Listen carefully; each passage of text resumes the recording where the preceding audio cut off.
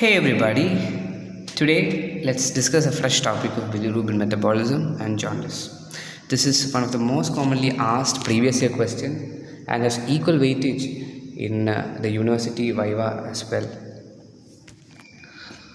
Let's go to the previous year questions. If you observe them, you can see that the most commonly asked subtopics from this are bilirubin metabolism, then the different types of jaundices, and classification as well as the points of difference between them, and also the lab investigation. Synopsis always give you an upper edge in your presentation of answer. Here we'll discuss about bilirubin metabolism and jaundice.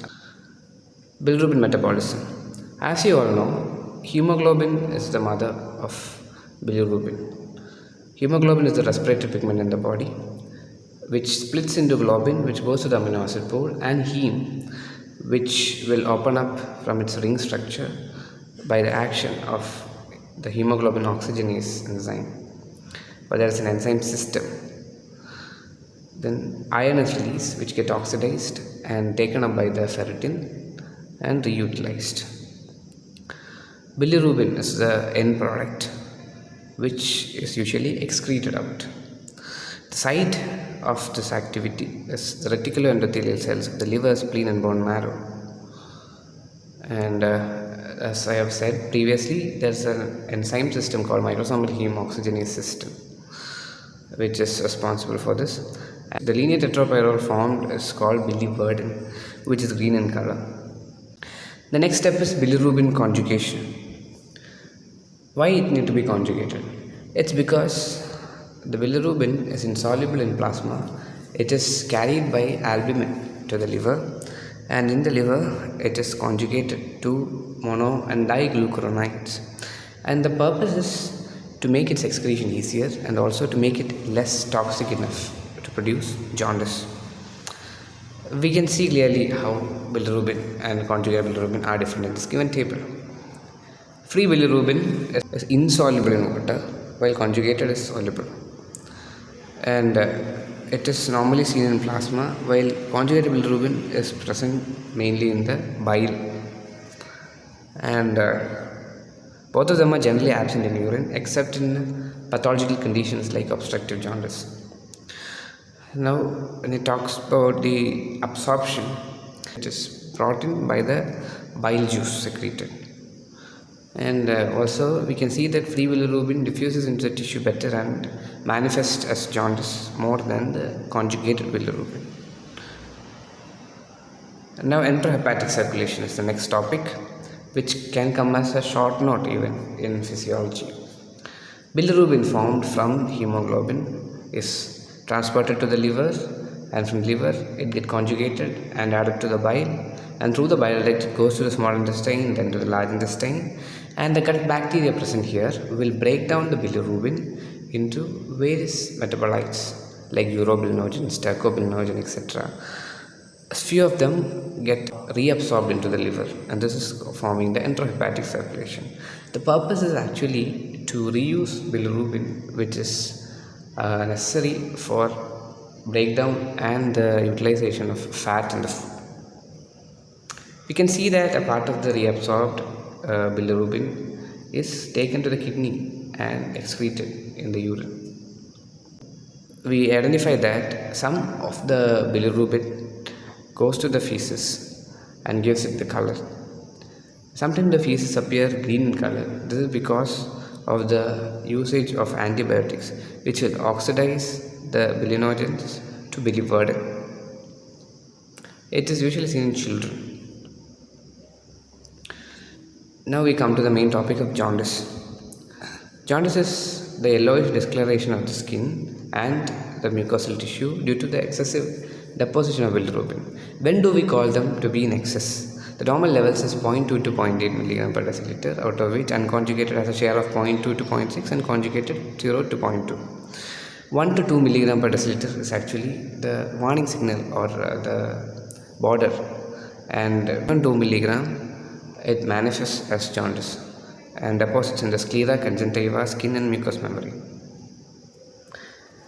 Now let's talk about hemolytic jaundice, a type of jaundice characterized by excessive breakdown of the RBC and improper disposal or excretion of the bilirubin. Its subtypes are Rh incompatibility. Here, the Rh antibody is present in the negative mother, will attack the RBCs of the fetus just at time of birth and cause hemolysis and jaundice.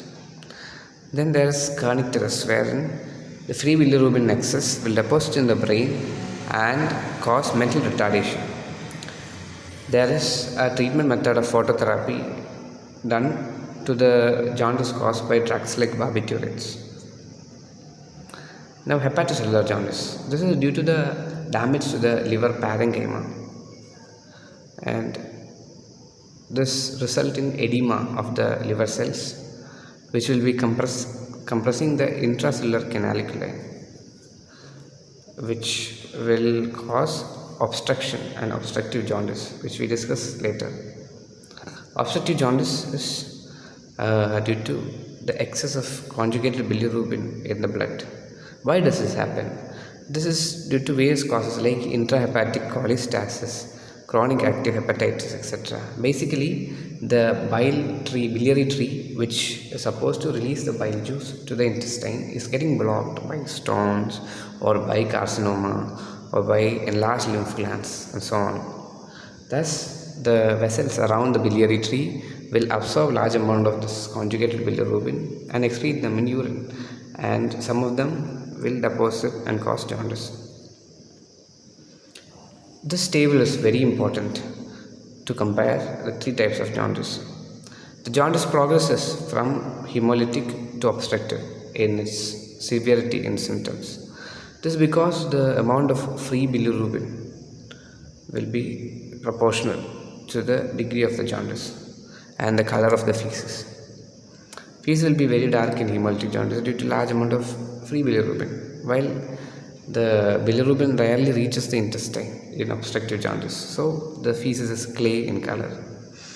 And in Vandenberg test, as we know, if we have unconjugated bilirubin, we have to add in addition methanol to the serum to get a positive Vandenberg test.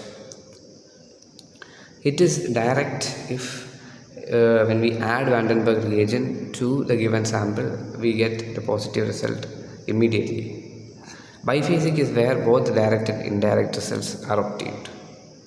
This is explained by the next point of the pigments that are present in various types of jaundice.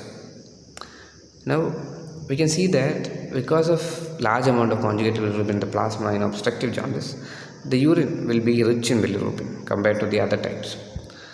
The characteristic feature of hepatocellular jaundice is that various liver enzymes will be markedly increased in hepatocellular jaundice. Now, the lab investigation. The three main samples are blood, urine, and feces. Now, in the case of hemolytic jaundice, as we already said, the unconjugated bilirubin will be more and indirect test will be positive. Conjugated bilirubin will be formed normally only, and alkaline phosphatase won't be raised because the liver parenchyma and the biliary tree are intact. But in the case of hepatocellular and post-hepatic, these structures will become pathological and will cause excessive enzyme release, showing the danger signals. Now, in the urine, as we have seen, obstructive jaundice will be having manifestations. And when you talk about the feces, again, as discussed in the previous table, hemolytic jaundice will show very dark colored stool, while the stool will be clay in obstructive. The urinary findings are urobilinogen will be more in the prehepatic jaundice, which is actually formed from the conjugated bilirubin, while the hepatocellular will be showing more of bile pigments and bile salts too. While in post-hepatic, both these pigments and salts, which are part of the bile juice synthesized, will be present.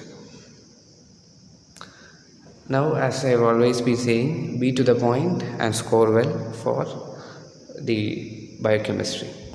Thank you.